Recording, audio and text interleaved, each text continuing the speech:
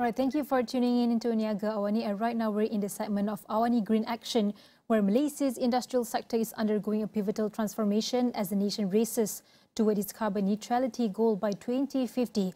And with manufacturing contributing nearly 20% of national greenhouse gas emissions, partnerships like the one between NG Services Malaysia and UAC Berhad are setting new benchmarks for sustainable operations. And this partnership not only boosts operational efficiency and cost savings, but also aligns with Malaysia's circular economy policy framework, which urges manufacturers to rethink fossil fuel-based models and adopt sustainable practices. And as the country faces a 14.2% electricity tariff hike starting July 2025, the need for energy-efficient and low-carbon solutions has never been more urgent. So join us as Managing Director, NG Services Malaysia, Wong Yin Kee, and Chief Executive Officer, UAC Berhad, Loon Peng Wai, to help us unpack how their strategic partnership is transforming Malaysia's industrial landscape. So let's start the first question to both of you on the collaboration with NG and also UAC Berhad. So how has NG's partnership with UAC Berhad transformed your industrial operations, particularly in modernizing and also decarbonizing utilities infrastructure? Let's start with Mr. Wang. Maybe I can start with giving a quick background of NG's partnership with UAC. I mean, for me, it's a real testament of how industrial operations can be transformed to achieve sustainability and efficiency. And our conversation with UAC, Mr. Loon, started way before, probably about 10 years ago, when we were exploring energy efficiency solutions to modernize their compressor system, compressor plants. So we eventually we delivered about 18% improvement in energy efficiency for the compressor systems. I think that success in the first pilot project, I would call it, really paved the way for us to expand the collaboration even further by deploying more energy efficiency solutions to the other utility systems on site, including the steam boiler system, where we replaced the aging medium fuel oil boilers with cleaner and much more efficient natural gas boilers. We overhauled the entire steam system, including the infrastructure around it. And at the same time, we even expanded further to provide green power or access to much more affordable solar power through rooftop solar solution deployment in the Tasik Industrial Estate facility. Collectively, this initiative enabled UAC to significantly bring down the carbon footprint. I would say it is probably equivalent to the environmental impact of planting more than 200,000 trees a year. This kind of project not only strengthened UAC's image and reputation as an industrial leader in sustainability, but it also offers long-term cost stability against fluctuation energy prices. It's a typical example of how NG is empowering local industrial leaders to achieve longer-term goals when it comes to balancing profitability, sustainability, and reliability, right? All right, thank you, Wang. What about you, Mr. Loon? What do you think about these partnerships between NG and also UAC help to transform your whole industrial operations? I think for UAC, I think the main motivation to embark on a sustainability drive is because at UAC here we strongly believe that sustainability is essential to our mission. So I think with our partnership with NG, I think it helped to reduce our energy consumption and carbon footprint. And by doing this, it not only contributes to a healthier planet, but also achieve, I think the greatest thing is to achieve greater operational efficiency. This will help benefit both our business and the community that we serve. I think as UAC here, I think we are committed to protecting the environment and the nature to ensure a better world for the next generations. I think that's the key to have a successful, partnership in sustainability is to find the right partner. I think in our case, we managed to find NG, and NG has been there to help UAC to enhance our energy efficiency, reducing costs and meet our environmental goal while maintaining our operational excellence. What cutting-edge technologies or perhaps innovative solutions did NG deploy for UAC's decarbonization journey, and how do these solutions set the benchmark for other Malaysian manufacturers? So we supported UAC's journey to decarbonize with our typical flagship, what we call energy utility as a service model, where we modernize the compressed air systems and improve the efficiency by more than 15%. And at the same time, we also deploy the state-of-the-art technology for the steam boiler plant, right, by switching the fuel from medium fuel oil to natural gas. And we also revamped the infrastructure around it, including installation of new deaerator and systems that are around the deaerator. The transformation reduced carbon footprint of the steam plant significantly. We also help to adopt green energy by installing rooftop solutions on the roof, which is currently providing a capacity of more than 7 megawatt, and that is equivalent to reducing about 13,000 tons of CO2 emissions annually. So this kind of comprehensive strategy for UAC really sets the benchmark for industrial manufacturers in Malaysia. Is a way to demonstrate as well how an industrial leader can adopt sustainability goals and at the same time maintain the operational efficiency that all manufacturers are pursuing, right? Like you said, this sets a new benchmark and also a new milestone throughout these whole partnerships. But Mr. Loon, could you share on what motivated UAC Berhad to prioritize sustainability and also embark on this decarbonization journey with ENGIE? Okay, I think for UAC, I think the main reason why we embark on this sustainability journey with ENGIE is because in UAC itself here, I think we strongly believe that sustainability is essential to our mission. Because we believe that I think as we go by, I think more and more of our customers are getting more eco-conscious, as well as tightening of government regulation, not just in Malaysia, but I think we can see in the governments in other governments in other countries as well. So that's the reason we have the belief that in UAC we have the belief that we must move to sustainability. By moving to sustainability, we can reduce our energy consumption and carbon footprint. Not only it will help to contribute to a healthier planet, but also achieve greater operational efficiency, benefiting both our UAC operation as well as the community that we live in.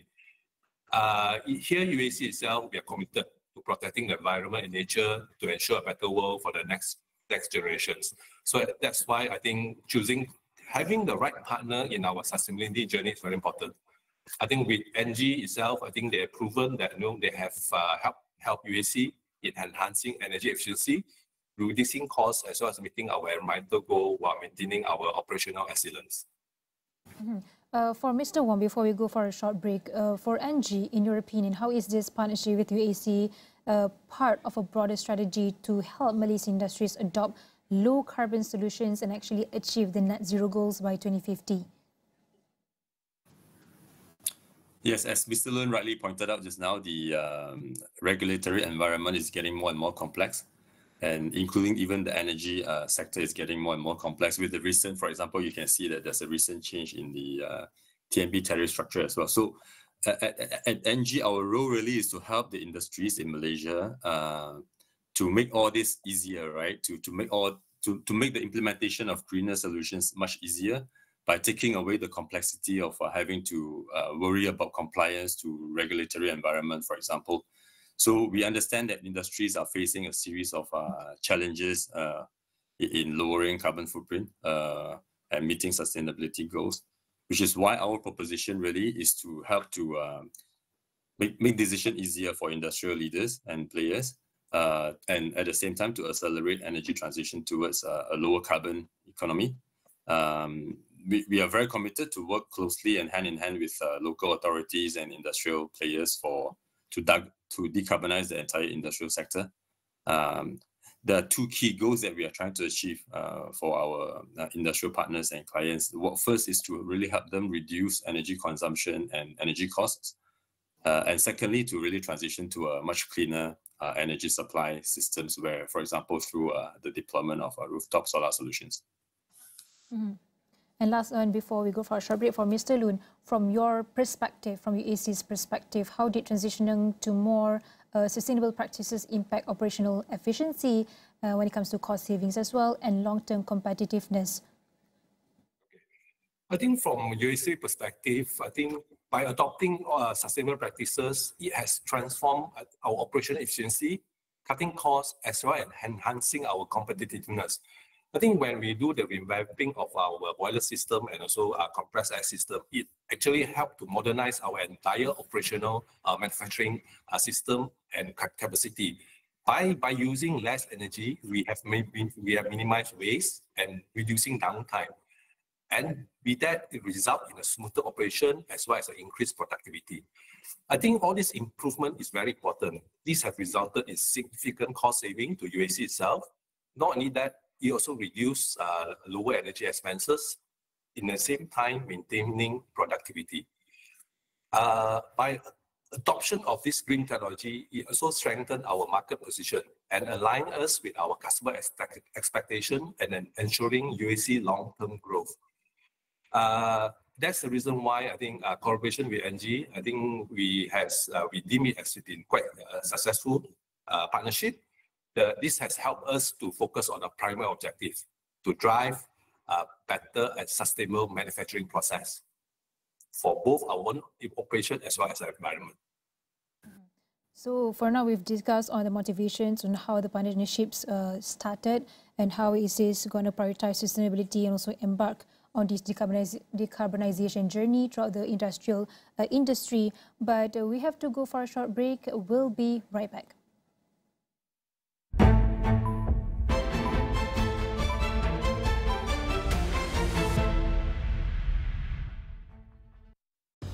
Tariffs on imports of products from China reaching up to 145%.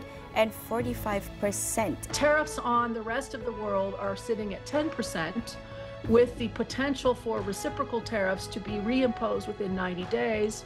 Kunjungan rasmi Presiden China ke Malaysia ini menunjukkan komitmen kedua-dua negara untuk meningkatkan hubungan diplomatik ke tahap yang lebih strategik.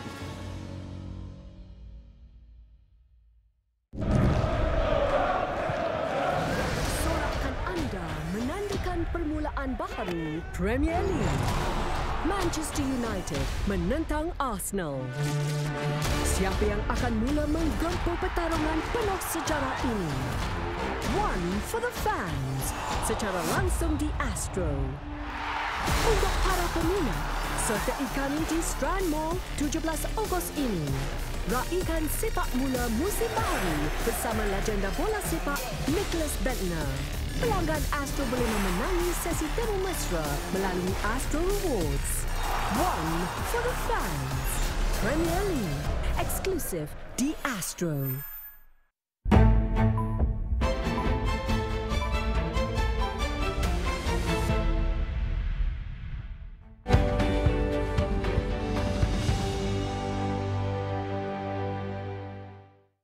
Welcome back to Niagawani, and we're still in the discussion on Malaysia's bold leap towards net zero. And joining me still is the ENGIE's Managing Director, Services Malaysia, Wong Yin Kee, and also Loon Peng Wai, the CEO of UAC Berhad. And the next question, where we want to talk about the METI's recent circular economy policy framework, which emphasizes integrating sustainable practices across the manufacturing value chain. So how does this partnership exemplify or align with that policy? Perhaps you could start with Mr. Wong first. Yeah, I mean, in recent years, I have to say that we have seen many very positive efforts from the government of Malaysia as well as METI and other authorities that are encouraging the deployment of embracing of green technologies and adoption of sustainability practices, which is very good for the sustainable future. A key focus has been to reduce greenhouse gas emissions, which align perfectly with the country's objective in a climate-friendly future. I think the transformation of UAC is a strong example of how a strong partnership between industrial players and ENGIE can really drive real and lasting changes in the utility systems. I mean, I have to say that UAC started embarking on this sustainability journey way before the introduction of all the new frameworks and policies, right, which is about 10 years ago. And the commitment to green practices and the drive to pursue energy efficiency is evident in their step-by-step approach, which really began when we first started the partnership about 2018, when we first engaged in modernizing the compressed air plant. And through this collaboration, we can help UAC reduce the footprint and at the same time pursue energy efficiency, which these two are the critical elements in MITI's circular economy policy framework. So ultimately, it really sets the benchmark for energy transition in the industrial sector. And hopefully that will also help to achieve the nation's ambitious goal of achieving net zero carbon by as early as 2050. Maybe something from UAC's point of view, how does this partnership exemplify or align with that policy? Mr. Loon? Sure. I think from UAC perspective, we are very happy that the MITI has launched the recent circular economy policy framework. It shows that, because I think like what Yingki has mentioned, I think for UAC itself, our sustainability drive started back in 2018, which is way before I think the framework has been launched. So with this recent launch of this circular economy policy framework, it's proven that UAC was correct in our earlier year strategy to move into sustainability. I think what we have done is that when we modernize our compressed air system as well as our boiler system, it helped to reduce carbon footprint while promoting energy efficiency. These two key are the two critical elements of MITI's circular economy policy framework. This partnership directly supported MITI goal of elevating sustainability in Malaysia, manufacturing, especially the manufacturing sector, by reducing emission and accelerating the adoption of green technologies. Ultimately, I think UAC goal is to achieve net zero emission by year 2050, which is in line with Malaysia goal as well. So this I think our effort are in line with this circular economy policy framework. Mr. Wang, with the plan of 14.2% increase in electricity tariffs, which is set to take effect in July this year, numerous stakeholders and also industries have raised significant concerns. So, in your opinion, how can this affect throughout the whole ecosystems? Well, the recently announced increase in the tariff has especially raised concern, especially to those vulnerable groups and energy-intensive industry, such as UAC. However, I also believe that it presents an opportunity for the industry itself to pursue a more sustainable and energy-efficient future. I think with these government policies and targeted subsidies and incentive for renewable energy adoption, we can help to reduce, I think, the impact. I think for UAC case, I think, for example, with the adoption of solar power, which we have recently started with ENGIE back in 2024, it helped us to reduce usage of electricity grid by 27%. That represents a more sustainable approach in using less energy. So we believe that cooperation among government, businesses, and society is to ensure a just and equitable energy transition.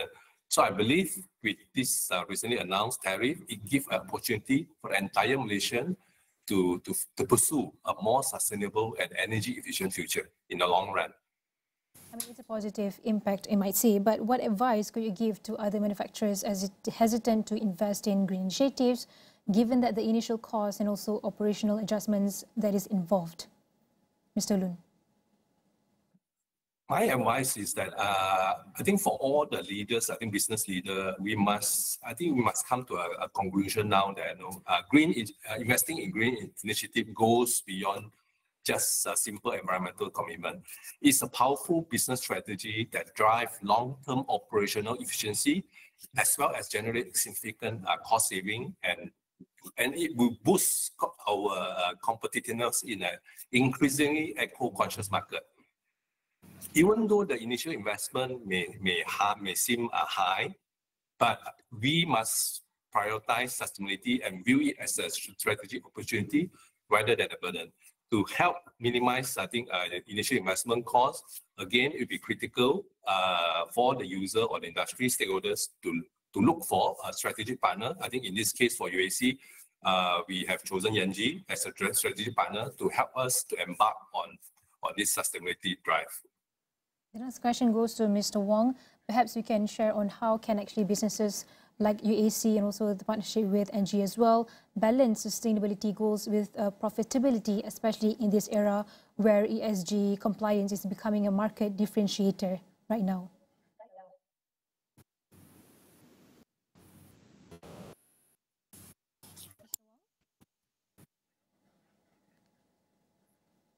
Perhaps Mr. Loon, you can take this question first. Mr. Loon or myself? Mr. Wong, please. Mr. Wong, please. As for me, yes, definitely. I think to balance sustainability goals with profitability is never an easy solution. But I think one of the ways is to really push for the implementation of sustainable solutions and at the same time find a model that allows cost savings is eventually on a net basis, right? So I think what our value proposition allows is exactly that, right? Is to achieve a balance between reducing carbon footprint and improving profitability, because our solution in all the projects that we implement, it always allow a net cost savings to the customers and the partners. So you improve your profitability by implementing ESG or green technologies. So that is exactly the zero capex model that we are deploying that will allow to achieve. So to encourage more sustainable practices, what kinds of incentives or frameworks, perhaps whether from the government or private sectors, do you think are necessary for accelerating green industrial transformation in Malaysia, Mr. Wong? I think a combination of incentives by the government and also for business is essential. For example, the current green technology financing scheme alongside with incentives such as JITA or JITE, the Green Investment Tax Allowance and Green Investment Tax Exemption, has proven to be very useful. And I think if we can improve even further the efficiency of processing this kind of applications and granting approvals in a much shorter time frame, that will allow us to accelerate even further the investment decisions by stakeholders from the entire ecosystem. The recent Energy Efficiency Conservation Act has been extremely helpful as well. It starts to take effect in January 2025 this year. It emphasizes further the importance of energy efficiency, and the government now mandate the measurement of baselines and reporting of baselines, which eventually will translate into commitments to improve energy efficiency especially for the energy-intensive industries. It sends a very strong signal that the government is very serious about energy conservation and carbon reduction. At the same time, I think private sectors are also stepping up. If you look at Malaysian banks, they are very, very enthusiastic in offering financing support for decarbonization projects that we are deploying, for example. I think so with collective efforts from all different stakeholders in Malaysia and in the sector, I'm quite confident that the momentum will continue to pick up when it comes to accelerating the energy transition. So from deploying cutting-edge solar and also energy efficiency solutions this is all to align with the national sustainability goals. So with Malaysia's goals of achieving carbon neutrality by 2050, how do you see the partnerships like this driving the industrial sector towards that vision? And for Mr. Loon, what's next on your decarbonization agenda? I think for UAC itself, I think we are on track to achieve our internal target of 27% reduction in carbon emission by 2025. That I think we are on track. But our long-term goal is to have net zero emission by year 2050. So from now until 2050, from UAC perspective, we have already identified our long-term plan, so our both short-term and long-term framework on what are the things that we need to achieve to ensure we are 0% carbon emissions, net zero carbon emission by year 2050. So what we have done internally for UAC itself, we are looking at our internal process, internal process from cradle to grave, looking at the way how we can further reduce, carbon emissions, reducing energy consumptions. So this is an ongoing effort from UAC itself. I think this is where we are looking at more together. We are in partnership with ENGIE to look at what are the new technologies that will come in from now until year 2050. What are the new technologies that we can further implement to our processes to bring down our net zero carbon emissions. So that is our long-term framework and goal for UAC. For Mr. Wong, before we end this discussion, what are the next big innovation in sustainable energy solutions for industries that you have under ENGIE? Yeah, I think the pathway to carbon neutrality by 2050 is definitely not easy. It requires a very, very proactive commitment and efforts and partnerships from all stakeholders in the ecosystem. So it's really my hope to see all stakeholders working together and pursue an aligned goal of achieving sustainability in the future. For us, we will continue to push for energy efficiency solution to be deployed. At ENGIE, as a global player in low carbon energy and services, we are very committed to accelerating this transition. We wanted to work hand in hand with industrial players to achieve sustainability goals. We will continue to offer our expertise and our solutions, including our zero capex financing model to make the journey easier and more straightforward for industrial leaders. We see this as a long-term partnership. It's not a one-off retrofit exercise by a contractor, for example. We see this as a long-term decarbonization journey together with our industrial partners. And usually we will tailor and we'll design our energy solutions around the changing needs of our industrial clients when it comes to their energy consumption patterns or their production growth patterns, for example. So the goal really is to ensure that industries can play an active role in contributing to Malaysia's carbon neutrality target. And at the same time, of course, to help the industrial players improve their profitability and efficiency as well. One factor or topic that I wanted to emphasize here is also the fact that ENGIE will continue to promote the deployment of district cooling systems for large-scale developments or city-scale developments, for example. That is something that is at the core of our heart. We believe strongly in sustainable cooling, and we also believe in the deployment of large-scale renewable energy projects, such as solar farms, as well as solar rooftops in parallel. Mm-hmm. So throughout this whole 30 minutes conversation, we have deep dive into technologies, motivations, and also policy frameworks driving Malaysia's green industrial revolution. So I'd like to say thank you and also congratulations and all the best to both Wong Yin Kee, the Managing Director, ENGIE Services Malaysia, and also Loon Peng Wai, the Chief Executive Officer, UAC Berhad, for your time and insights. And I wish you all the best again. And you can find this whole discussion on all of our social media platforms, and that includes astro.awani.com. Thank you for watching.